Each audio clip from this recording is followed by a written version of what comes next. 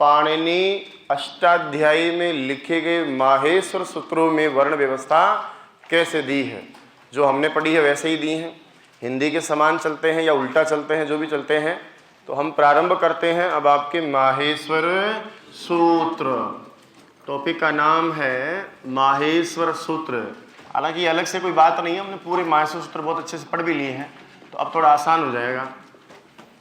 डाल लो, चलो हेडिंग डाल लो, मैं एक मिनट बैठ जाता हूँ। जब तक हेडिंग नहीं डाले शांति नहीं मिलती मन में। लिख लो आप, कह देना मुझे भाई लिख लिया सर हमने तसल्ली हो जाती है। 2 लाइन खींची, अंडरलाइन, एक तीर का निशान लगा, 2 टमटम लगा, अब ठीक है भाई। हाँ जी माट साहब, अब बताओ कहीं के रचते आज्ञा है? चलो अब कोई इधर देखिएगा नहीं, लगातार बने रहेगा, आधा घंटे का कार्यक्रम है। माहेश्वर सूत्रों का नाम माहेश्वर इसलिए सूत्र है क्योंकि इनकी प्राप्ति भगवान महेश्वर से हुई है। और महेश्वर बोलते हैं कौन से भगवान को? शिव को। तो जो महेश्वर से सूत्र हैं या महेश्वर से जो प्राप्त सूत्र हैं, जिनकी प्राप्ति किससे हुई है? महेश्वर से, वो सूत्र ही बराबर बताइए क्या कहलाते हैं? माहेश्वर सूत्र कहलाते हैं। यदि मान के चलिए विष्णु से प्राप्त होते तो वैष्णव सूत्र कहलाते, यदि वो शिव से प्राप्त होते तो शैव कहलाते। यहाँ महेश्वर सूत्र से प्राप्त है इसलिए इनका नाम क्या रखा है? माहेश्वर सूत्र।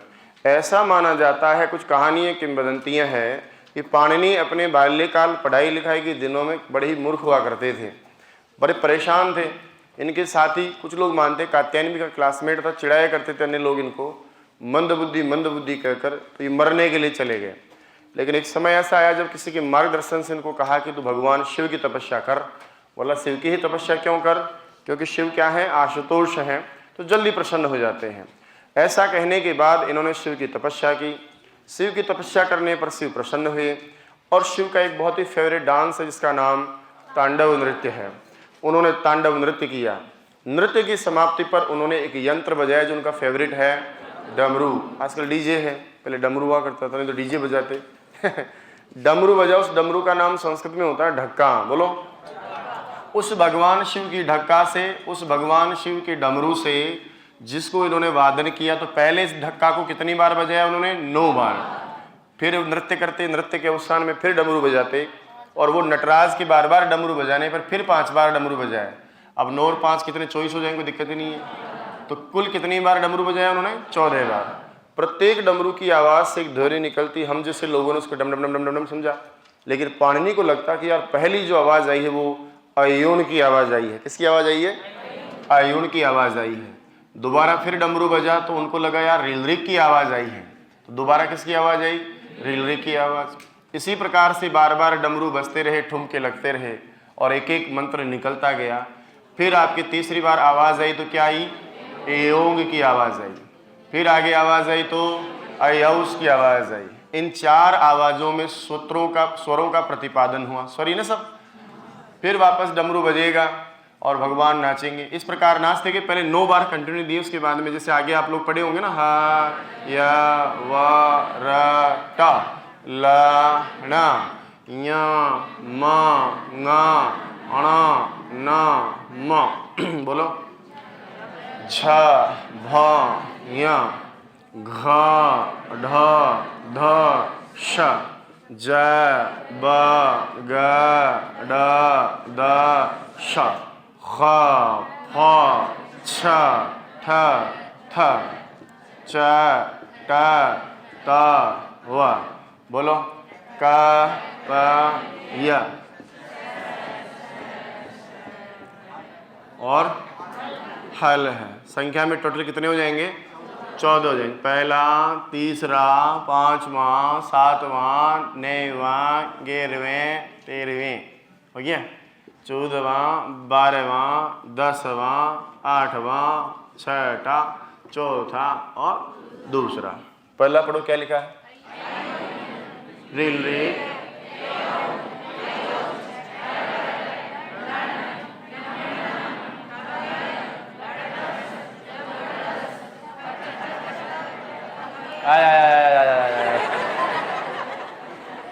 ले मजो ले लिया मजो पता ही न चले कौन सी रोई कौन सी हंसी अच्छा पढ़ते हैं आप। काफ़ी मनमोहक था। चलो थोड़ा मैं भी सीख लेता हूँ आपसे। पढ़ो अयुण, रिलरिक, एओंग, अयौज, हैवरण, लण, यमगणनम, झबया, खड़दस, जबगड़दस, खपछटथ, चटतौ, कपय, सससर, हल इति माहेश्वराणी सूत्राणि। कितने हैं संख्या में ये? तो जब भगवान शिव ने पहले 9 बार डमरू बजाया, उसके बाद 5 बार बजाया। 9 को क्या बोलते हो? 9। 5 को क्या बोलते हो? पंच। और 12 को क्या बोलते हैं? वारम। और बजाया ननाद। बजाया मतलब किसको बजाया? ढक्का को बजाया। तो यहाँ लिखेंगे ढक्काम। ये आपके श्लोक की पूरी लाइन हो जाएगी। ननाद ढक्काम नव पंचे। भगवान शिव ने इसी माहेश्वर सूत्रों से छोटे छोटे प्रत्याहार बनाए, चर्चा भी करेंगे हम आगे, और उन प्रत्याहारों से व्याकरण के सूत्र बना लिए, और उन्हीं सूत्रों का संग्रह जिस महान रचना में किया उसका नाम था अष्टाध्यायी। तो मैंने आपको लिखाया भी था कि अष्टाध्यायी का आधार हकीकत में कौन से सूत्र हैं? माहेश्वर हैं। यदि ये नहीं होते तो प्रत्याहार नहीं होते, प्रत्याहार नहीं होते तो व्याकरण के सूत्र कैसे बनते, और सूत्र नहीं बनते तो अष्टाध्यायी का नाम कैसे या उसकी रचना कैसे होती। आगे बढ़ते हैं। इन्हीं कुछ बातों के आधार पर इनके कुछ अन्य नाम भी बताए गए हैं।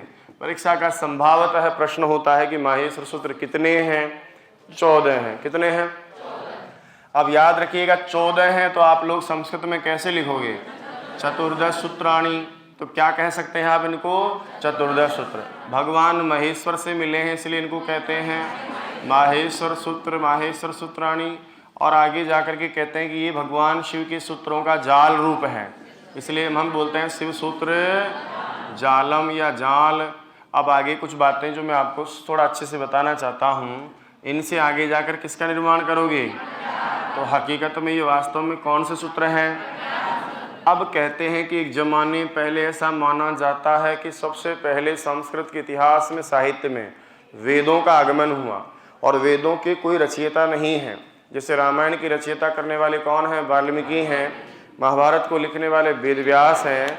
वैसे ही कोई वेदों की रचनाकार या रचना करने वाला नहीं हुआ। पहले बोले वेद कहाँ से हैं? तो ऐसा माना जाता है कि वेदों को साक्षात ईश्वर ने प्रवचन किया, इसलिए सनातन संस्कृति में वेदों को बहुत पवित्र माना गया है, और उन्हीं के आधार पर सनातन संस्कृति के संस्कार आदि संपन्न होते हैं। तो कहा कि जैसे वेदों का साक्षात ईश्वर ने प्रवचन किया और वो हमारे लिए अनुकरणीय है, पूजनीय है, पूज्य है, उसी प्रकार बताओ इन माहेश्वर सूत्रों का प्रवचन किसने किया? शिव ने किया। ये भी ईश्वर के द्वारा दिए गए हैं। तो जैसे वेद हमारे लिए पूजनीय हैं, वैसे ही वेदों के समान वेद तुल्य ये अक्षर भी हमारे लिए पूजनीय हैं।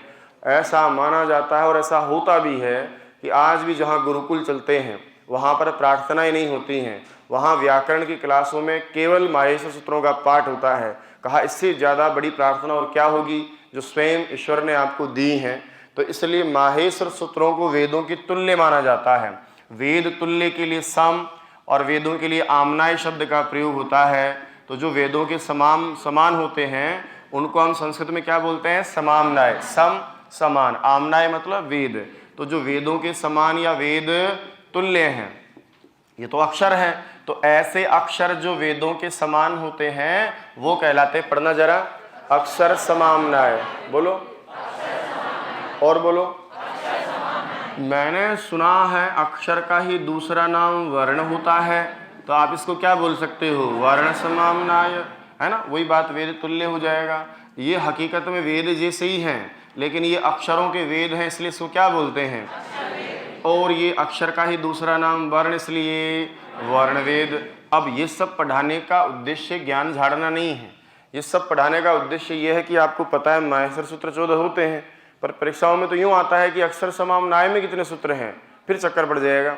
पढ़े भी हैं, समझे भी हैं, याद भी कर लिए, सारा ही पता चल गया, लेकिन फिर भी सवाल हल नहीं हुआ।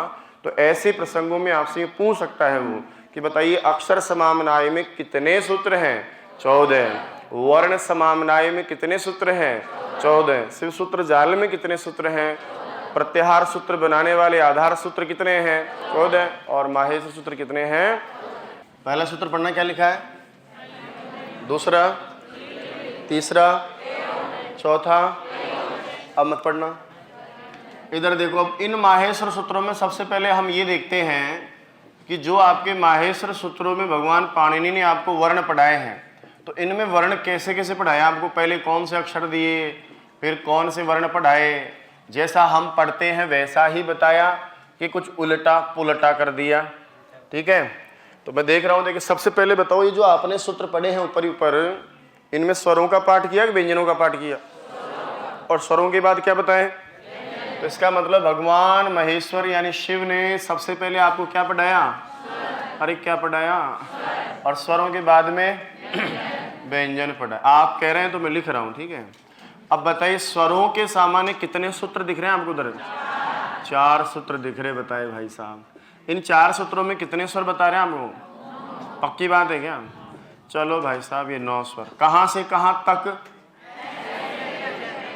तो अ से लेकर च तक में एक प्रत्याहार बना दूं, इसलिए हम क्या बोलते हैं? स्वरों का नाम क्या होता है? अच्छा, ये जो आपके 9 अच बताए हैं, 9 स्वर बताए हैं, इसमें पहले छोटे वाले बताए, पहले बड़े वाले बताए? छोटा बोलूं, मूल स्वर बोल दूं, जिसका दूसरा नाम क्या पढ़े थे आप? रस्व पढ़े थे ना। अच्छा, ये रस्व कितने हैं, संख्या पता है क्या आपको? 5 है। कौन कौन है? ध्यान है, अ, ई, उ, री, री के बाद में 2 वर्णों के योग से बनने वाले ना, और इनको वैसे सामान्य आप क्या कह सकते हैं? धीरे है। बताओ कितने बताए हैं? कौन कौन है? सही लिखा है क्या मैंने? आपने कहा तो मैं लिख रहा हूँ भरोसे से। अब आ जाइए भाई साहब, इसके बाद में क्या पढ़ाया इन्होंने? कहाँ से स्टार्ट किया, कहाँ तक चले? तो व्यंजनों के कुल मिलाकर कितने सूत्र हैं? 10। बस बताइए, इन सभी 10 सूत्रों में कितने व्यंजन हैं? यहाँ काउंट थोड़ी किया आपने, ईमानदारी से बताना है। कह दिए 33 ही होंगे, ज़्यादा तो कहाँ से पैदा होंगे। तो 33 बता दी। हय वर्ण यण कह दिया, फिर आपके स्पर्श कह दिए, और लास्ट में शल कह दिया। तो टोटल कितने बताए? मुख्य 33 व्यंजन आपको इन सभी में पाणिनि ने बताए हैं, और हमने मुख्य ही पढ़े थे पहले। अच्छा, इनको आपने कहाँ से स्टार्ट किया, कहाँ तक चले? तो शॉर्टकट में क्या पढ़ा?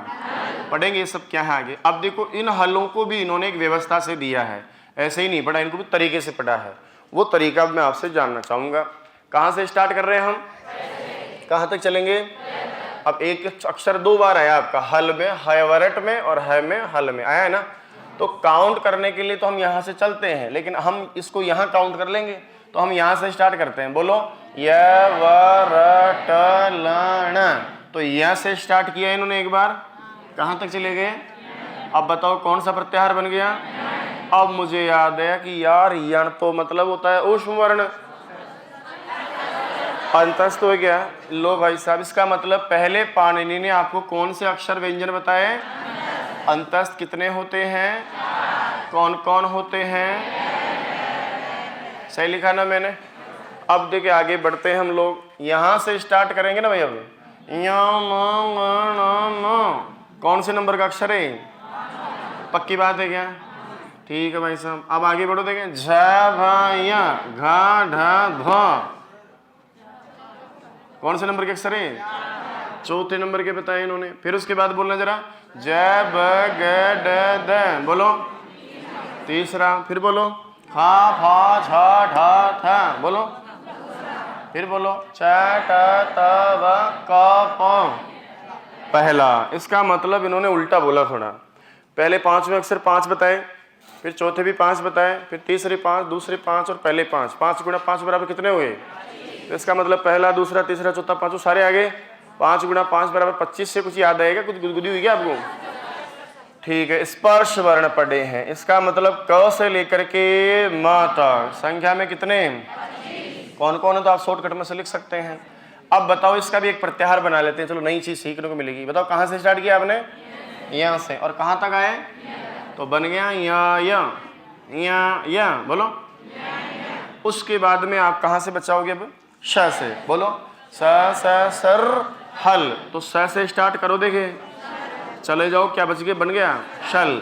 और इस शल का नाम पता है क्या आपको? ऊष्म वर्ण। और संख्या कितनी है? कौन कौन है? सही लिखा मैंने? अच्छा गलत हो गया क्या? ये हो गया है। इस प्रकार इन्होंने वर्णमाला बताई है। अब ये ऊष्म स्पर्श आप इसलिए गुनगुना लिए, हमने बहुत अच्छे से पहले पढ़ा भी है और आपने वैसे भी सीखा है, तो अब थोड़ा आसान हो गया। तो माहेश्वर सूत्रों में वर्णों की व्यवस्था में पाणिनि ने थोड़ा हेरफेर कर दिया।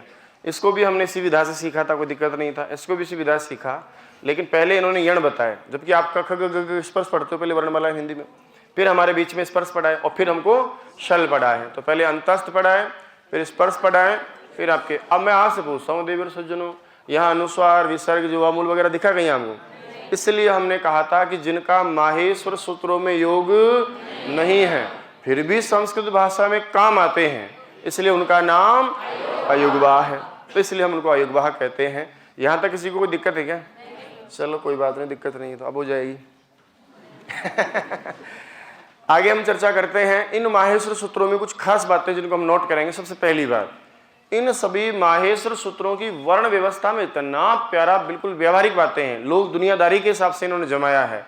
वैसे भी हम लोग देखते हैं जब कोई पांडाल लगता है, कोई कथा होती है या कोई भी सामान्य सार्वजनिक काम होता है, तो अक्सर ऐसा देखा जाता है लौकिक व्यवहार में महिलाएं एक तरफ बैठती हैं और पुरुष एक तरफ बैठते हैं। कुछ अपवाद होते हैं जो महिलाओं के बीच में टपक जाते हैं, और कुछ महिलाएं भी अपवाद होती हैं जो पुरुषों के बीच में टपक जाती हैं।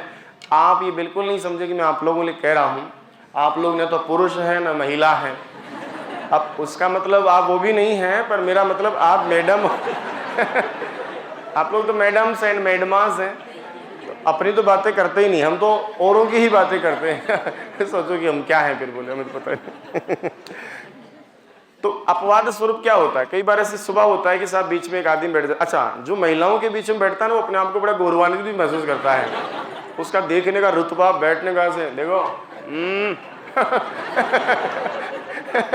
चिढ़ाने की भावना से उसमें अपने आप में स्वाभिमान, उसका ऐसे गौरव ही अलग चीज होता है। घर में भी जीजाजी के नाम से एक बहुत ही अजीब सा पात्र होता है, वो कहीं भी जाके नहीं बैठेगा, सीधा उन सालियों के बीच में जाके बैठ जाएगा। और फिर जो बेचारे उसके साथ, हम जैसे राम कुमार, राधेश्याम, रामजी लाल जाते हैं, उनको ओए हेलो देख महान है आप महान है आप।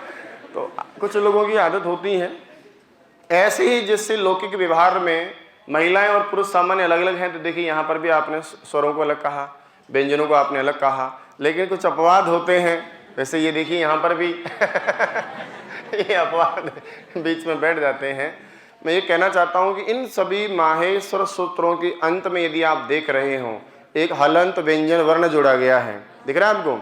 जैसे यहाँ पर कौन है, यहाँ पर आंस के बाद हम इन सबको एक नाम से पढ़ेंगे कि आप सब लोग इत हैं। बोलो क्या है? इत हैं। जैसे मेरा नाम राम कुमार है, आपका नाम कुछ है, किसी का क्या है, तो ऐसे ही हम किसी वर्ण विशेष का एक नाम रख देते हैं। आपने इनका भी तो नाम ही रखा है ना, ये सब क्या है? नाम ही है।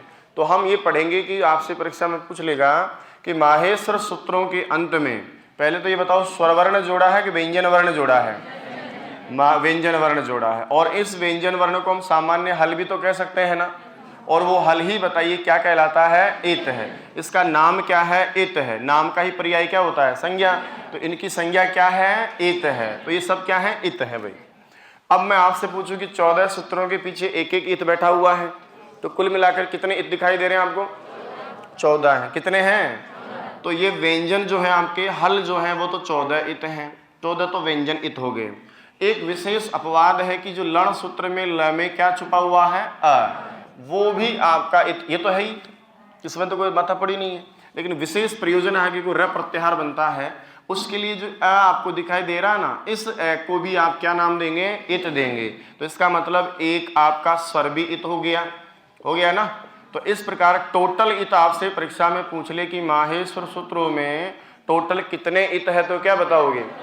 अरे क्या बताओगे? कितने स्वर? तो कितने हैं? एक। कौन से सूत्र में है वो? लण में। और बताओ व्यंजन कितने हैं टोटल? 14 है। इसमें भी 14, ये लास्ट वाला इति है। तो आपसे परीक्षा में प्रश्न करेगा नंबर 1, माहेश्वर सूत्रों के अंत में हल वर्ण को क्या कहते हैं? क्या कहते हैं? बताइए। माहेश्वर सूत्रों में कितने व्यंजन इत हैं? बताइए। माहेश्वर सूत्रों में कितने स्वर इत हैं? बताइए। माहेश्वर सूत्रों में कुल कितने वर्ण इत हैं? अब अगला सुने। बोला इनका नाम इत क्यों दिया? जब भी हम किसी का नाम देते हैं तो कोई विशेष प्रयोजन होता है, अकारण किसी को नाम दिया ही नहीं जाता है। आपका भी नाम रखा, उसका भी प्रयोजन है कि सुनीता नाम लेवे तो सुनीता ही सामने आएगी, राम से कहेगा तो राम ही जाएगा। सारे के सारे मैं कहूँगी ओ राम चला जा तो वो राम ही जाएगा, और मैं कहूँ चला जा तो सारे के सारे भाग जाएंगे। समझ में आ रही बात?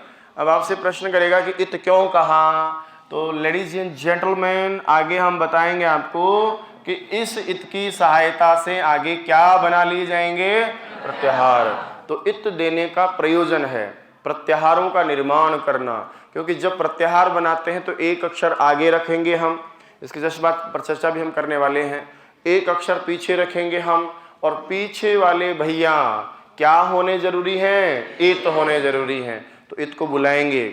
जैसे शादी ब्याह में दूल्हे के पास एक विंध्यायिका होना बहुत जरूरी है, तो उसकी पूरी सार संभाल की जाती है, दूल्हे के समान कपड़े सिलाए जाते हैं, वो भी पता सुखा लो ना गिम डबोर, तो उनका मुंडा भी चाहे वो अतरोसो की मुंडा छोरा को छोटे से विंध्यायिक से छोटे मतलब तो कहीं अतरोग मतलब, तो उसको भी खिलाया जाता है। पहले उसकी वंदना होती है, उसके बाद दूल्हे की वंदना होती है। ये अलग बात है कि वो वहीं तक ले जाया जाता है, फिर उसको कहते अब तू चल अब बीननी तो मैं ले रहा हूँ बोले है ना, स्वार्थी दुनिया है ना भाई, इसलिए तो बोलते हैं कि साहब मरने के बाद भी इंसान पतवारी तक ले जाते हैं, फिर छोड़ देते हैं, मतलब तू जा गंगा जी में जाग, यमुना जी में जाग, चाहे तू मायने जाए कहीं चाहिए आप है नहीं, इसका नाम भी तो द्रव्यवती में जा, अब मानिसा का नाला तो कैसे कहते हैं समझ में आ रही बात? तो इनका निर्माण करना, किसका निर्माण करना, इनसे प्रत्याहारों का निर्माण करना। बोला साहब ये को भी आपने इत कहा है, तो इससे कौन सा प्रत्याहार बना लोगे आप?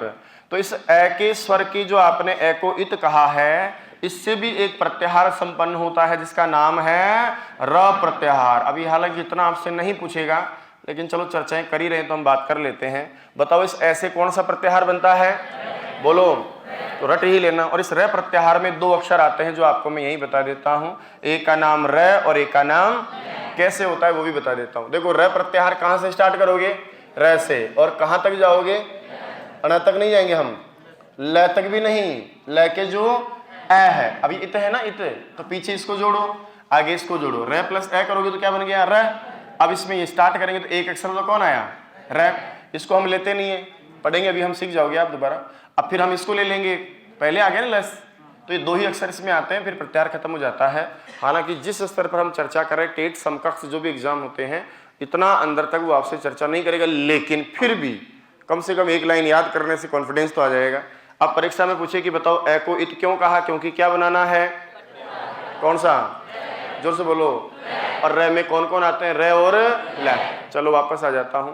तो इन सभी माहेश्वर सूत्रों के अंत में एक इत है, और इत से हम प्रत्याहार बनाते हैं। ऐसे कुल मिलाकर 15 इत हैं। 14 से तो आप जनरली प्रत्याहार बनाओगे, इससे थोड़ा विशेष है, इससे भी ग्रह प्रत्याहार बनाना है। इसको पाणिनि ने तो नहीं माना, लेकिन पाणिनि के दिवंगत होने के बाद भट्टोजी दीक्षित आदि लोगों ने कुछ रचनाएं लिखी हैं, अष्टाध्यायी की व्याख्याएं लिखी हैं, उन्होंने माना कि साहब र भी एक प्रत्याहार है जो ऐसे बनाया जाता है।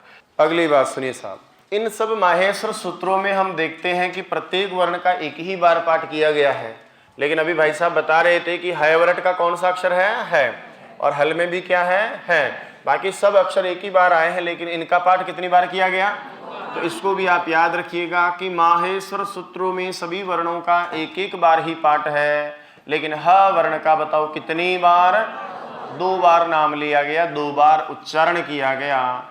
एक बार तो आपने सूत्र संख्या 5 में क्या लिखा, हयवरट लिखा, और उसके अलावा आपने सूत्र संख्या 14 में क्या लिखा, हल लिखा। अब ये सर सब शास्त्र की बातें हैं, यहाँ हमें इनसे कोई मतलब नहीं, हमको सिर्फ ये ध्यान रखना है कि 2 बार आया है। आगे हम अट आदि प्रत्याहार बनाते हैं, देखो ऐसे लेकर तय उसमें भी है चाहिए, और कुछ सिद्धियां होती हैं सल में भी हमको है चाहिए, इसलिए इसको 2 बार पाठ कर दिया है।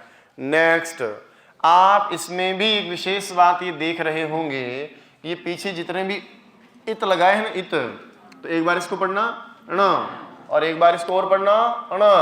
तो बताओ एक इत वर्ण भी 2 बार आया है, कौन सा इत वर्ण है, अण। जो इतणा वर्ण है उसका भी कितनी बार पाठ किया गया है, 2 बार पाठ किया गया है। लो भाई साहब कहाँ कहाँ किया गया है, आ ए ऊण, और एक कहाँ किया गया, लण। इसलिए आपसे परीक्षा में पूछे कि कौन सा वर्ण है जो 2 बार आया, तो एक तो आपका ये हो जाएगा। ऑप्शन में आपको ये मिल जाए तो फिर इसका भी ध्यान रखना है ना। लेकिन सामान्य जो वर्ण है उनमें तो है का 2 बार पाठ, और इत वर्ण देकर के पूछेगी कौन सा इत वर्ण 2 बार आया है, तब आप किसका उत्तर देंगे? अण। समझ में आ रही बात? ये इत है और ये थोड़े ना, ये सामान्य वर्ण है, व्यंजन वर्ण है। अब सुनिए, ये जब 2 बार आ गया तो अब एक प्रत्याहार आप आगे बनाओगे, थोड़ा दिखा देता हूं मैं आई ना, कि भाई साहब अ से लेकर अण प्रत्याहार बना लिया अण। अब दिक्कत हो जाएगी ना अण में, क्या दिक्कत हो जाएगी? कहां तक चले, यहां तक रुके कि यहां तक चले? तो इसी को हम आगे प्रत्याहारों के संदर्भ में लूंगा, तो मैं आशा करता हूं आप इसको समझ लेंगे, याद कर लेंगे। अभी बात करेंगे हम इसके बाद में। आगे देखो साहब, अब इसमें आपने है का 2 बार पाठ किया, इत वर्ण ने का भी 2 बार पाठ किया। अब एक सवाल और आपसे पूछेगा कि गुरुजी आप तो इतने बड़े व्याकरणाचार्य हैं, आप तो स्वयं व्याकरण को व्यवस्थित करने वाले हैं, हम जैसे सामान्य या मूर्ख तो है नहीं, फिर आपने ये गड़बड़ कैसे कर दी? बोलो भैया क्या गड़बड़ कर दी मैंने? तो मान लीजिए कि हमने उनसे पूछा कि आपने यहाँ स्वर और व्यंजन पढ़ाए हैं, और स्वर और व्यंजन 2 भाषा की अलग अलग इकाइयाँ हैं, वर्ण के 2 प्रकार हैं। जब हम पढ़ते हैं तो हम कैसे पढ़ते हैं कि साहब ये ए आ ये स्वर हैं, और फिर हम पढ़ते हैं का खा ग घ ये व्यंजन है। तो मैंने तो सुना है कि व्यंजन की कितनी मात्रा होती है? आधी, और वो हलंत से दिखाया जाता है। अभी आपने स्वर पढ़े, कोई बात नहीं, अच्छी बात है। आपने देखो व्यंजन भी प्योर हलन से कहा, हमें कोई दिक्कत नहीं, अच्छी बात है। फिर आपने जब ये व्यंजन वर्ण वापस स्टार्ट किए तो आपने इनके अंदर कौन सा स्वर मिलाया है? तो ये क्यों मिलाया आपने? ह य व र ल य म ङ आदि जो है, आदि अक्षर हैं, उसमें बताइए आपने किसका पाठ किया है? अ स्वर का उच्चारण किया है, अ स्वर का पाठ किया है। बोला ये क्यों किया? अभी तो आप वर्णमाला ही सिखा रहे हो ना, तो आपको तो प्योर लिखने चाहिए थे। ऐसा किसी ने सवाल पूछा। मेरी बात तो समझ में आ रही है आपकी? अरे हम इस समय वर्णमाला पढ़ रहे हैं, पाणिनि की अष्टाध्यायी की वर्णमाला पढ़ रहे हैं, तो यहाँ तो हलन तो होना चाहिए ना। ऐसे ये गुरुजी आपने गड़बड़ कैसे कर दिया? आप तो बुद्धिमान थे, व्याकरणाचार्य हैं। तो फिर उन्होंने जवाब दिया, सामान्य इसका जवाब दिया जाता है कि मैं लिख तो देता पर इनका उच्चारण संभव नहीं होता। हम तो इनको बोलना चाहते हैं, याद करना चाहते हैं, सस्वर पाठ करना चाहते हैं, अयूण रिलरी कहना चाहता हूं, फिर कैसे करता? तो कहा कि भैया मैं कर तो देता, लेकिन इसमें मैंने स्वर का पाठ इसलिए किया है ताकि इन सभी व्यंजन वर्णों का क्या हो जाए? उच्चारण हो जाए। तो उच्चारण के लिए अर्थ में संस्कृत में अर्थम शब्द का प्रयोग होता है। जैसे पढ़ने के लिए पठनार्थम, जाने के लिए गमनार्थम, पुण्य के लिए पुण्यार्थम, तो उच्चारण के लिए वो क्या बोलोगे? उच्चारणार्थम। बोला क्यों उच्चारण के लिए क्यों मिलाया आपने? क्योंकि व्यंजन का उच्चारण बिना स्वर के संभव नहीं है। ऐसा हमने पढ़ा है, समझा है कि बिना स्वर के व्यंजन का उच्चारण होता नहीं है। तो बिना स्वर के उच्चारण नहीं होता तो फिर बताइए क्या करते? मिलाना तो पड़ता ना। अब ये पहला था तो मैंने इसको इसमें मिला दिया, भाई चलो ठीक है उच्चारण कर लो। तो कहा कि मैं अलग से वापस ए को नहीं पढ़ा रहा, वो तो मैंने लगा दिया, भाई चलो कुछ तो लगाना था, कोई सा स्वर, तो मैं सोचा पहला ही है तो इसको पहला ही लगा दिया। समझ रहे हो ना? क्योंकि पहला तो पहला होता है क्या बात है। इसलिए नहीं होता ही, इसमें क्या, पहली नौकरी लगेगी उसका तो एहसास ही अलग है। भले हम प्राइमरी टीचर बन के शुरुआत करें नौकरी की, लेकिन जो पहली नौकरी का जो अनुभव है वो हमेशा ज़िंदगी में याद रहता है। चाहे आप भी बाद में कितने बड़े अधिकारी हो जाए, पता नहीं कहाँ पहुँच जाए, आप तो आसमान से भी छेद करके ऊपर चले जाओ, लेकिन फिर यूँ लगेगा कि कोई नहीं, टास्क लगेगी। लेकिन ज़िंदगी में जो नौकरी का पहला अनुभव है वो तो पहला ही होता है। हाँ नौकरी लागी भाई। जिस रात आपका रिजल्ट आएगा ना उस रात तो आप वैसे ही नहीं सोओगे, लेकिन जिस रात रिजल्ट आ जाएगा ना उस रात भी नहीं सोओगे। आप मैसेज करोगे, hello I am read pass and I am मास्टरनी and I am master what you are हम कहेंगे व्हाट यू आर, है ना, ऐसे मतलब करेंगे। और हम सब एक दूसरे को परेशान करने में कोई कसर नहीं छोड़ते। रिजल्ट आते ही सबसे पहले वो फोन करेगा जो आपको कभी खुश नहीं देखना चाहता। माँ बाप आपके कतराएंगे फोन करने से, पत्नी है आपकी या पति हैं आपकी या भाई हैं बहन है, वो कतराएगी, क्योंकि जहाँ बहुत अधिक निश्चल प्रेम होता है वहाँ मन में पाप की शंकाएं साथ चलती हैं। घर से निकलते समय मम्मी ही ऐसा क्यों कहती हैं, बेटा ध्यान से जाना रोड पर कोई टक्कर मार देगा। मम्मी ही ऐसा क्यों कहती है, बेटा बेग को पीछे मत लटकाना, कोई पैसे वाला समझकर लूट लेगा। क्यों हमेशा नेगेटिव थॉट चलते हैं। फिर पापा पीछे से कहते हैं अब इन जाबा दे रख ले, नहीं तो यहीं रख ले इसको। तब जाएगा हाँ ठीक है ठीक है। तो जहां बहुत अधिक प्रेम होता है वहीं पाप की आशंकाएं रहती है, मन में नेगेटिव विचार आते हैं, समझ रहे हो ना। तो निश्चल प्रेम है वो तो डरेंगे बेचारे, पता नहीं यार चोरी का हुआ कि नहीं हुआ, चोरी का हुआ कि नहीं हुआ, दुखी होगा वैसे ही, पता नहीं भगवान है भगवान, तो उस ऊहापोह में रह जाएंगे। और जो हमारे मौखिक मित्र होते हैं, कहने के ही मित्र होते हैं, समझ रहे हो ना, विषम घटे विषम, पेट में तो विषकुंभ भरा होता है और मुंह से दूध की नदियां बहती हैं, वो कहेंगे अरे सुरेश सिलेक्शन आगे भाई दारो, यूँ देखो सिलेक्शन आगे भाई दारो, यार कोनी हो, अच्छा कोनी हो, अरे यार मतलब उसके भाव कुछ और हैं, स्वर कुछ और हैं, और आप कह दो कि हाँ यार भाई हो गया यार, बढ़िया काम हो गया, अच्छा हो गया क्या, बढ़िया बहुत ही बढ़िया हो गया यार, गजब बढ़िया जोरदार भाई, बधाई तुझे ये हकीकत है, ये मैं बताऊँ ईमानदारी की बात है, हकीकत बात है। जैसे आप सेंटर से निकल गए, आपका मित्र वही है ना, मौखिक मित्र पर वो कुछ बहुत अच्छे मित्र होते हैं, इसलिए अच्छे ही होने चाहिए मित्र को, या तो मित्र ही ना हो, अकेले चलो। रविंद्रनाथ टैगोर ने कहा है एकला चलो रे, समझ में आ रहे हो। या फिर मित्र रखो तो ऐसा रखो कि वो किसी भी क्षण किसी भी तरह से आपका विश्वास नहीं होना चाहिए, विश्वास होना चाहिए उसको कि मैं और ये इसमें कोई फर्क नहीं की बात है, ये पूरा सपोर्ट करेगा मेरा। मौखिक मित्र हमें भ्रम में और रखते हैं, हम बावड़े रहते हैं दुनिया में, क्या मेरे ये दोस्त है, वो दोस्त है, फलाना दोस्त है, ढिकड़ा दोस्त है, तो भ्रम में और रहोगे, और जो भ्रम में रहता है वो जिंदगी में बहुत ज्यादा ठगा जाता है। तो कम से कम मित्र ही ना हो जाए तो ये बहुत बढ़िया है, ठीक है, सबसे प्रेम दोस्ती व्यवहार है, लेकिन मित्र हमारा कोई नहीं है साहब, तो भी दिक्कत नहीं है, क्योंकि मित्र है तो अपेक्षाएं बढ़ती हैं, उम्मीदें बढ़ती हैं, और फिर वो उल्टा रिएक्शन आता है तो गड़बड़ आता है। सेंटर से बाहर निकलोगे ना, सबसे पहले वही भाग आएगा, इन कहीं करो यार, इन तो कर दी तर बापो देख दे, मतलब इतनी सहजता से वो नेगेटिव ही उत्तर बता के जाएगा कि तेरा ये गलत हो गया है, तो फेल होगा, तेरी नौकरी नहीं लगेगी, सुन रहा है ना तू, फिर वो टेंशन रॉ, फिर वो मनी मत बढ़िया रे तारी, तो मैं बताऊँ एक दिन मतलब इतने हम लोग भी, मैं भी तो गुजर के आया हूँ ना। तो जिन लोगों को जिंदगी में मतलब नहीं, बैठकर पीछे से चुगली चपाटी करने से फुर्सत नहीं, राम कुमार शब्द आते ही यहाँ सर बिया सर कहीं से ये और वो तुरंत कोई मेरी परीक्षा का रिजल्ट आता, कभी भी एक परीक्षा दो परीक्षा हमेशा, हाँ कहीं भाई तेरे हो क्यों, मैं हाँ यार वैसा हो गया, धन्यवाद बढ़िया है सबकी दुआओं से। तो बस मैं समझ जाता था कि मर गयो बेहोश वालों से, लेकिन फिर भी मैं बहुत बढ़िया यार, मान तो पहले ही पता यार जाओ लो, तू बने हुआ टेंशन करता था, तू ऐसे करता था वैसे करता, हाँ मैं बिल्कुल यार मैं तो गलत ही था तुम सुखी रहो, मेरा हो गया, तुम खुश हो जाओ भैया, अब खा खुश होगा, वो मरे जा रहा है, वो तो रोटी नहीं खा रही, उसको तो लुगाई को पीट दिया, रात को पता चला वो तो लुगाई ठोक दी स्ट्रेस कहाँ निकालेगा, कहीं तो निकालेगा। अरे हमारे घर में पहले हम लोगों को पापा पीटते तो हम क्या करते, हम चलते ही वो मिटकी के लात के देखे उसको पूरा भाग जाती है आगे तक बकरी आ गई तो कान पकड़ के चाबी भर देते, कहीं तो हल्का करेगा बेचारे वो अपना स्ट्रेस कहाँ कम करेंगे, तो वहां कर लेते थे। कहीं तो इंसान अपना समायोजन करे, हम समायोजन करने वाले, अनुकूलन करने वाले लोग हैं, है ना तो हमारे जो मौखिक मित्र हैं वो कभी भी हमारा भला नहीं चाहते हैं, भ्रम में हो रखते हैं, इसलिए ऐसे मित्रों से बचा करें। जो सहृदयी होगा ना, वो तो रिजल्ट का सुन करके आंखों में पानी ले लेगा, भाव विभोर हो जाएगा, मुंह से उससे यार बहुत बढ़िया हुआ है, मतलब जो आत्मिक मित्र हैं हमारे।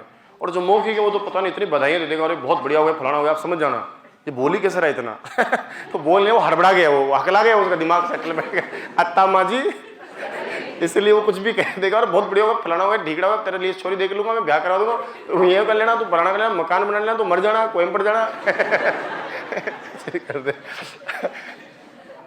बिना स्वर के कभी भी व्यंजन का उच्चारण है, इसलिए पाणिनि ने वापस इस व्यंजनों में, बाकी तो हलंती पढ़ते प्योर, तो समझ तो है ना मेरी बात को, तो इसलिए इनमें स्वर का पाठ किया है।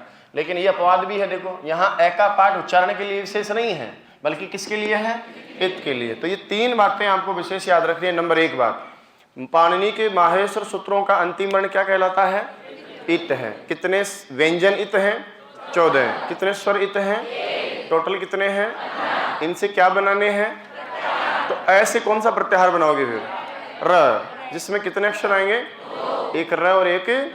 फिर कहा कि आपने सबका एक ही बार उच्चारण किया, इस है को आपने कितनी बार लिया, और एक इत वाले वर्ण को भी कितनी बार पढ़ा, किसको, एक अयोण में पढ़ा और एक लण में पढ़ा। फिर प्रश्न करेगा हयवर तो व्यंजन है, इनको तो अर्ध मात्रा में लिखना चाहिए था, आपने इनको पूरा क्यों लिखा, अ क्यों पढ़ा, है तो पहले ही बता दिया आपने, यहाँ तो अक्षर बता रहे हैं, कहा कि मैं लिख तो देता लेकिन इनका उच्चारण इसलिए उच्चारण के लिए ए का पाठ कर दिया है। बस लण में ए का पाठ इत के लिए भी किया है क्योंकि बिना स्वर के व्यंजन का उच्चारण संभव नान्तरेणाचम व्यंजन उच्चारणम अपि संभवती, ऐसा कहकर के उन्हें बात क्लियर कर दी।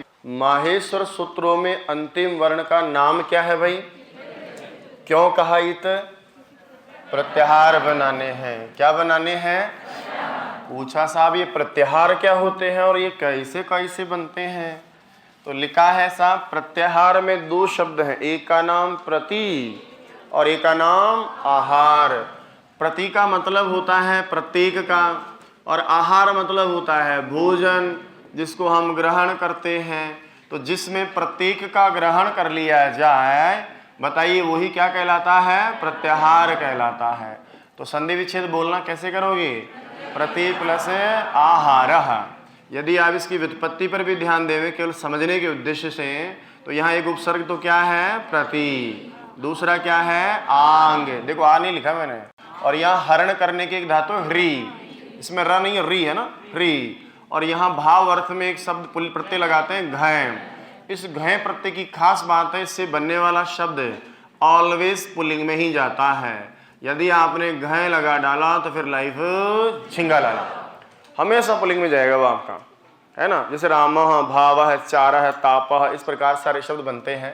अब प्रति प्लस आ में संधि करो, आंग में आ बचेगा तो क्या बनेगा? प्रत्या। और जब घय प्रत्यय करते हैं तो धातु में ई उ री को वृद्धिकारी होता है, तो री की वृद्धि आगे हम संधि में पढ़ेंगे आर होती है में आर मिलाइए साहब क्या बन जाएगा? हार। राम से रामः बनता है तो प्रत्याहार से क्या बनेगा? प्रत्याहारः। अरे राम से राम ही बनता है ना, तो यहाँ पर प्रत्याहार बनेगा क्योंकि घय में क्या बचता है? आ। अब इस प्रकार आपने जो जोड़ा है वो आपका शब्द बना प्रति आहार। प्रति यानी प्रत्येक का, आहार यानी ग्रहण कर लिया जाए, ऐसी विधा का नाम ही व्याकरण में प्रत्याहार होता है। थोड़ा और सीधा बोल देता हूँ, बोला यहाँ आहार किसका करेगा? तो सीधी भाषा में कहें तो जिसमें प्रत्येक वर्ण का आहार कर लिया जाए, जिसमें प्रत्येक का, तो प्रत्येक कौन है? यहाँ वर्ण है। प्रत्येक वर्ण का आहार कर लिया जाए मतलब क्या कर लिया जाए? ग्रहण कर लिया जाए। बताइए उसी को हम क्या बोलेंगे? प्रत्याहार बोलेंगे। कहा गुरुजी प्रत्याहार शब्द का सामान्य या शाब्दिक अर्थ क्या होता है? तो कहा बेटा संक्षिप्तीकरण करना ही। बोलो क्या करना? संक्षिप्तीकरण करना ही बराबर क्या कहलाता है? प्रत्याहार कहलाता है। गुरुजी प्रत्याहार मतलब संक्षिप्तीकरण है, तो ये संक्षिप्तीकरण शब्दों का होता है यहाँ या वर्णों का होता है? तो वर्णों का संक्षिप्तीकरण होता है। अपनी भाषा में पढ़ रहे हैं अभी हम। तो सामान्य प्रत्याहार का मतलब होता है जब हम कुछ वर्णों के समूह को छोटे रूप में कह दें, जिसमें प्रत्येक वर्ण का ग्रहण भी हो जाता है, नाम भी आ जाता है और छोटा रूप भी हो जाता है, उस विधा का नाम ही बताइए क्या होता है? प्रत्याहार। अब सटीक परिभाषा तो हम हमारे आदरणीय पाणिनि ने जो परिभाषा लिखी है प्रत्याहार की, और प्रत्याहार बनाने वाला जो सूत्र आपके सामने दिया है, ये परीक्षा में आपसे नहीं पूछ रहा लेकिन सीधा है बहुत, इसलिए मैं आपको बता देता हूँ। विधायक का मतलब होता है कार्य करने वाला। प्रत्याहार का जो कार्य करता है, प्रत्याहार का जो विधान करता है, व्यवस्था बताता है, उस सूत्र को हम बोलेंगे प्रत्याहार विधायक। और ये बहुत ही प्यारा सुंदर, भगवान ना करे इसको नजर ना लगे किसी की, इतना प्यारा सूत्र है। बोलो क्या है ये? आदिरंतेन संहिता या सहेता? एक बार और पढ़ें आप इसको, थोड़ा आराम आराम से पढ़ें इसको। बहुत बढ़िया। पहले पहले कोई शब्द सुनाई दे रहा है आपको? बहुत बढ़िया। कौन है इसमें? आदि। फिर क्या है? अंतेन में मूल शब्द क्या है? अंत। अब सुनिएगा, हम अच्छे से परिभाषा पढ़ते हैं। प्रत्याहार क्या है? तो कहते हैं एक माहेश्वर सूत्रों में कोई सा भी एक अक्षर, लास्ट वाले को छोड़ के, इत को छोड़ के, कोई सा भी जो वर्ण स्वर व्यंजन पढ़ाए हैं उनमें से एक अक्षर तो आगे रख लो। ये आदि का मतलब ये नहीं कि माहेश्वर सूत्रों का आगे आगे का ही उठाए आप कि अयुण में से अ लेवें, रिल में री लेवें ना। आप स्वर और व्यंजनों में से किसी को भी कहाँ रखें? एक तो आगे और एक रखें आप पीछे, और फिर दोनों को ही क्या कर दो? मिला दो। बताइए ऐसा करने से जो बनेगा वो क्या कहलाएगा?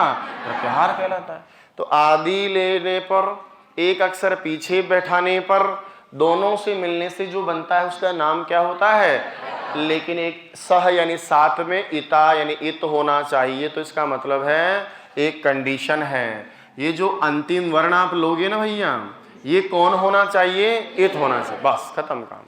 तो एक अक्षर आगे रखो, एक कोई सा भी अक्षर पीछे रखो, कोई बाउंडेशन नहीं है, लेकिन वो अंत में जो रखोगे ना वो कौन होना चाहिए। इसका मतलब वो कौन हो सकते हैं, जैसे ना का ंगा चा टा ण, ये भी हो सकता है, ये भी इत है, और वो काम पढ़ ही लिया हमने। आगे बोलो मैं या शा शा वा या र ल, यही मिलेगा ना आपको। तो अंतिम वाले के लिए कंडीशन है कि अंतिम तो इत भैया ही होना चाहिए, बाकी कुछ भी रखो आगे। जैसे उदाहरण के लिए ये तो आपका प्रत्याहार बन गया, समझ में आया तो ना। अब बोला जैसे उदाहरण के लिए बोला गुरुजी आदि का मतलब ना, ये कोई गारंटी, ये भी रख लो ये भी रख लो, आपकी मर्जी है जो रखो भैया, कोई सा भी रखो। जैसे ये ले लेता हूं मैं, देखो बीच में से ले लिया चा करके, इसका मतलब है एक आगे रखो, रख दिया क्या। अब ये कहाँ रखेंगे, पीछे। ये ले लूं क्या, हाँ ये तो ले सकता हूँ ना, ये वाला ये वाला। तो ये देखो एक पीछे लिया क, अब ये बन गया कौन सा प्रत्याहार, एक प्रत्याहार बन गया। अब ठीक है साहब, कहा कि इसमें एक प्रत्याहार में हम कैसे समझें, तो कहा कि ई से लेकर के क तक के वर्णों का क्या हो जाता है, इसमें ग्रहण हो जाता है। इसलिए बोलते हैं कि जिसमें वर्णों का ग्रहण हो जाता है, वर्णों का संक्षिप्तीकरण हो जाता है, उस विधा का नाम ही क्या होता है भाई, प्रत्याहार। अब प्रत्याहारों में कहाँ से स्टार्ट करेंगे, कहाँ तक चलेंगे, बस वो प्रत्याहार बन जाएगा। लेकिन एक छोटी सी बात ये है, इत की सहायता से प्रत्याहार तो बनता है, लेकिन इसमें कभी भी इत वर्णों का ग्रहण नहीं होता है। चाहे वो इत वर्ण बीच में आए या फिर वो इत वर्ण लास्ट में आए, अंत में आए। अंत में तो आएगा, उसकी सहायता के बिना चल ही नहीं सकते, तो वो कहीं भी आए। जैसे कई बार होता है ना, किसी को घर बुला ले, बोले आ जाना आज खीर पूड़ी बनाएंगे तेरी भाभी जी, और बढ़िया से खाएंगे, बैठ के आराम से बातें करेंगे। और फिर वो जैसे आए कि हाँ नमस्ते आ गया, हाँ भाई नहीं वो आप कह रहे थे ना खीर भी खाएंगे बैठे, हाँ तो चले तो बुलाया भी मेहमान को और आपने बेचारे की इंसल्ट कर दी, तो बहुत बुरा लगेगा ना उसको। तो ऐसा ही सलूक आपने किसके साथ किया, इत के साथ। प्रत्याहार किसकी सहायता से बना, और बाइकाट भी किसका कर दिया, बदतमीज आदमी, देखो ऐसे का काम कर देते। तो भाई साहब इत वर्णों को भगा देंगे। अब चलो देखिए एक प्रत्याहार में कैसे करोगे, बताना जरा कौन कौन से अक्षर आएंगे। ए ऊ न रे रे का, भाई चलेंगे तो यहां से ना, लेकिन आएंगे यहां तक। तो ये तो बन गया, एक बन गया, लेकिन इसमें हम इत वर्णों का ग्रहण है, तो ये देखो मैं काट देता हूं। अब ठीक है, तो कौन कौन बच गए, ई ऊ री री। मान लो ऐसे लेकर कै तक प्रत्याहार बना तो कौन सा प्रत्याहार बनता, बोलो क्या क्या आता। ऐसे लेकर के ङ तक चलता, मान लो अंग प्रत्याहार बना तो कौन कौन आएंगे, समझ गए क्या। तो ऐसे हम सामान्य कोई सा भी एक अक्षर आगे रखते हैं, पीछे एक इत वर्ण लेते हैं, जोड़ डाला तो प्रत्याहार बना डाला। अब देखो थोड़ा थोड़ा सीखते हैं हम लोग। जैसे मैंने ले लिया आई उण का अ, और मैंने ले लिया आई औच का च, बताओ क्या क्या आएगा।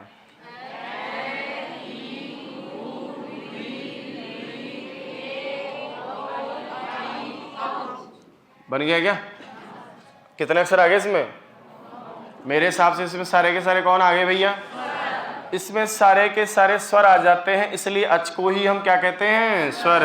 और इसलिए संस्कृत में याद करेंगे अचः स्वराः, कि अच ही क्या होते हैं, स्वर होते हैं। देख लिया ना आपने, इसलिए बार बार अच अच करते थे हम लोग। और देखो अब मेरा मन किया कि मैं हायवरट के है से स्टार्ट करना चाहता हूँ और हल के ल तक आ जाऊँ। अब आपको गुरुजी यहीं से करके यहीं खत्म कर दो, तो फिर तो कोई मतलब ही नहीं निकलेगा। तो है ही कह देता, हल क्यों कहता मैं, एक अक्षर क्यों बढ़ाओ कि नहीं हम तो यहीं से करेंगे साहब हम तो हल यदि प्रत्याहार यहाँ से लिया जाए तो फिर कितने अक्षर आते, तो फिर हल कहना ज्यादा होता कि है कहते तो ज्यादा होता, हल कहने से ज्यादा हो रहा है। तो ग्रामर तो ज्यादा थोड़ी ना करता, ग्रामर तो कम करता है। तो है ही कह देते भाई है, हल प्रत्याहार करने की जरूरत ही क्या होती। इसका मतलब ये यहाँ से स्टार्ट किया जाएगा। अब यहाँ से करोगे तो मेरे हिसाब से इसमें सारे के सारे कौन आ गए ना भाई। तो हल प्रत्याहार में सभी के सभी व्यंजन वर्ण आ जाते हैं। इसलिए किस लिए, इसलिए हल का बहुवचन क्या है, हलः, और व्यंजना मत कर देना, ये नपुंसकलिंग शब्द है। फलम फले तो बताओ व्यंजनम व्यंजने, मेरा तो माथा खराब हुआ, मैंने कहा मैं तो यहीं से लूंगा, यहाँ से, और ये आर पार चलूंगा, ऐसे लेकर ल तक जाओ, कौन सा प्रत्याहार बना?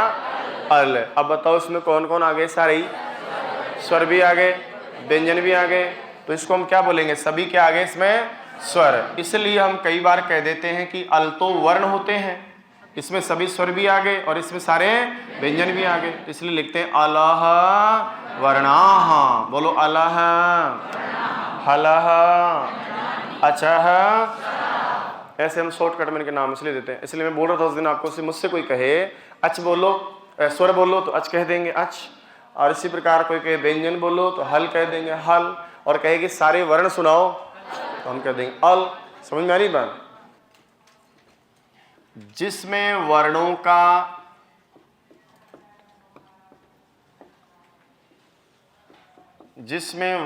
का संक्षिप्तीकरण किया जाता है,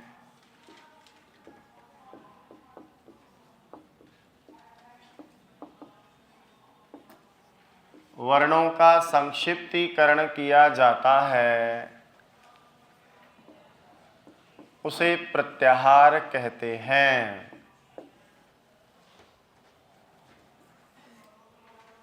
उसे क्या कहते हैं? प्रत्याहार कहते हैं। इसी बात को संस्कृत में कैसे लिखेंगे हम? प्रत्याहार मतलब होता है प्रत्याहरियन्ते इति प्रत्याहार है। प्रत्याहरियन्ते का मतलब संक्षिप्यन्ते, संक्षिप्तीकरण किया जाता है। किनका? वर्णों। अरे आप पढ़ते ना व्याक्रियन्ते, व्युत्पाद्यन्ते शब्दा, तो यहां पर है कि ये क्या करता है? प्रत्याहारित करता है। प्रत्याहारित का मतलब संक्षिप्त करता है। किनका संक्षिप्त करता है? वर्णों का। तो इसको लिख लो चाहो तो, ब्रैकेट में लिख लो, प्रत्याह्रियन्ते अर्थात संक्षिप्यन्ते वर्णाः यस्मिन् या अस्मिन्, जो भी आप करें, इति प्रत्याहारः। प्रत्याह्रियन्ते संक्षिप्यन्ते वर्णाः यस्मिन् स प्रत्याहारः।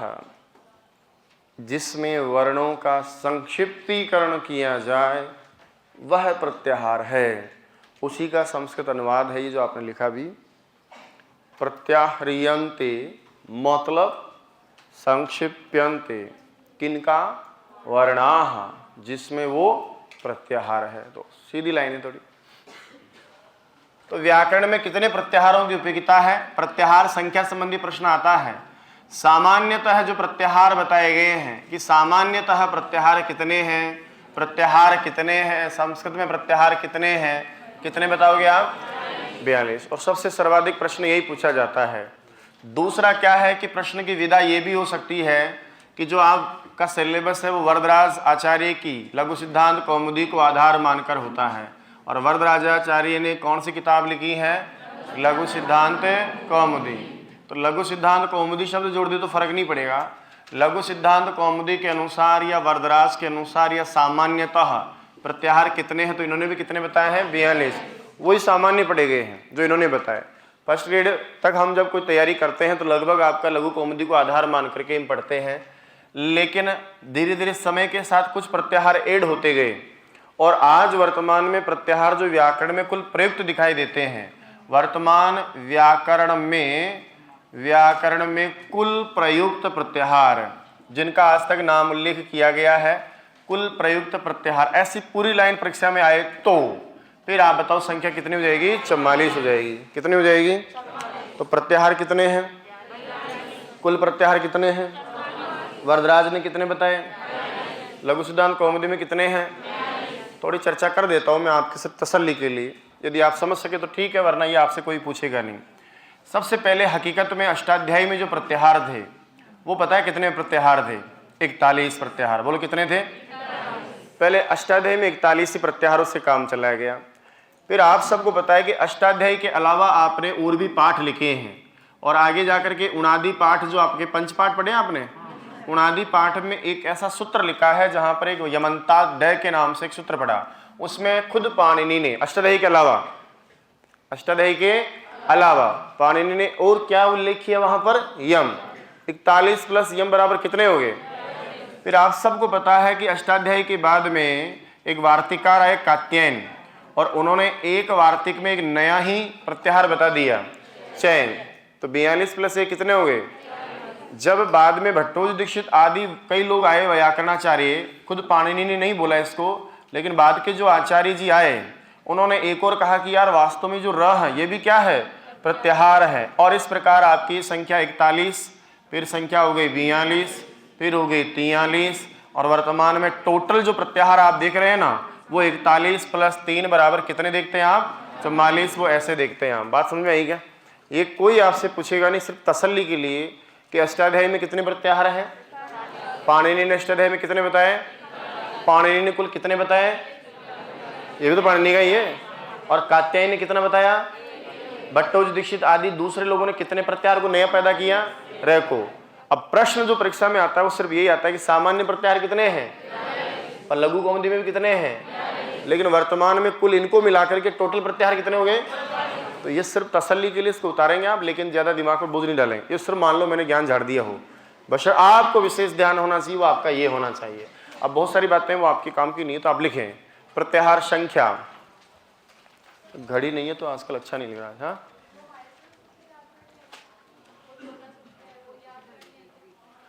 देखो याद हो जाए, आप कर सकें तो बहुत अच्छी बात है, क्योंकि कई बार ऐसा होता है कि छोटे सूत्र को छोड़ा तोड़ के भी खाली स्थान छोड़ देता है। जैसे खा पच्चा रहता है, आगे खाली छोड़ दे, इसको पूरा करो। इस बार विशेष नाम लेकर कहा कि माहेश्वर सूत्र पढ़ें आप, है ना, तो उसको याद करने का प्रयास करें। और ऐसा वैज्ञानिक फैक्ट भी है कि आप इनको जैसे जैसे पढ़ते जाओगे आपको कुछ अच्छा लगेगा और मेमोरी शार्प होती है आप लोगों की। तो संस्कृत के श्लोक मंत्र इनको हमेशा चाह करके याद किया करो। नहीं करोगे तो नुकसान कुछ नहीं होगा, पर याद करोगे तो लगभग थोड़ा फायदा हो जाएगा। आप जैसे यण क्या है तो आप समझ जाओगे, अच्छा यण या वरल वहाँ तक चलते हैं तो थोड़ा। बाकी ना हो, मान लो हम बहुत प्रयास कर रहे हैं, रट रहे हैं, बावड़े हो रहे हैं और फिर भी नहीं पार पड़ रही, तो फिर ऐसा भी काम नहीं करना है। ठीक है, एक एक दो दो याद करो ना, अयुण रिल अयुण रिल, फिर कल याद करो एक को। ऐसे याद किया जाता है। किसी भी चीज़ को रटना हो तो टुकड़ों में याद किया जाता है, एक साथ नहीं हो रहे कोई बात नहीं, एक दिन के 4 याद कर लो, फिर 2 कर लो, फिर 3 कर लो, ऐसे धीरे धीरे धीरे बढ़ते जाओ। कोशिश करो पर याद हो जाए। धन्यवाद आप सभी का। कल पढ़ के आइएगा, हम उच्चारण स्थान में प्रवेश करेंगे, उसके बाद प्रयत्न पढ़ेंगे। धन्यवाद।